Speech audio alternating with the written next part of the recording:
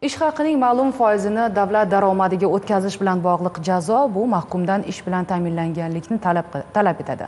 Aks holda to'lanmagan foiz evaziga mahkumning jazosi og'irrog'iga almashtirilishi mumkinligi qonun bilan kafolatlab qo'yilgan.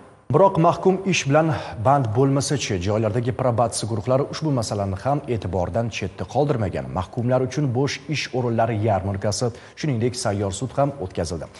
Navbatdagi lavhada shular haqida so'z boradi.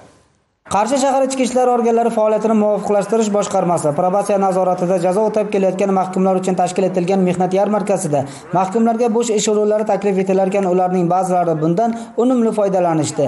Endilikda ular uchun muddatidan ilgari ozod bo'lish imkoniyati yanada kengaydi. Boisi amaldagi qonunchilikka ko'ra jazo muddatining ma'lum qismini o'tagan va qoidalarga amal qilgan mahkumlarning shartli ozodlikka chiqarilishi kafolatlab qo'yilgan bo'lib, shu kuni bo'lib o'tgan sayyor sud majlisi misolida bunga guvoh bo'lish mumkin.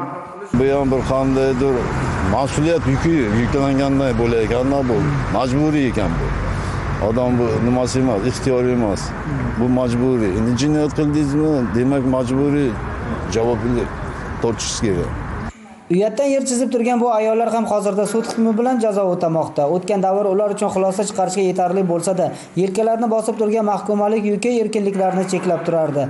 Ammo belgilangan jazoga mas'uliyat bilan yondashish, to'g'ri yo'lga qaytish harakati ularni ozodlikka yetaklamasdan qolmadi. Mana shu qabul qilingan qonunlarimiz ham insonparvarlik dalolatnomalarini keng joriy qilishga, bag'ri kenglik fazilatlarini yanada kengroq qo'llashga, jazo o'tayotgan shaxslarni bugun mana shu shartli ravishda jazodan ozod qilinyaptilar. Bu mana shu qonunlarimiz ko'proq inson manfaati uchun xizmat qilayotganligini bir belgisi deb hisoblayman. Bo'lib o'tgan sud majlisida shu kuni 48 nafar mahkum muddatidan avval ozod etilgan bo'lsa, ularning 6 nafarini ayollar tashkil etdi. Shuningdek, ularga imkoniyatning shartli ekanligi, qayta jinoyat sodir etishlari og'irroq jazo tayinlanishiga sabab bo'lishi xususida tushuntirishlar berib o'tildi.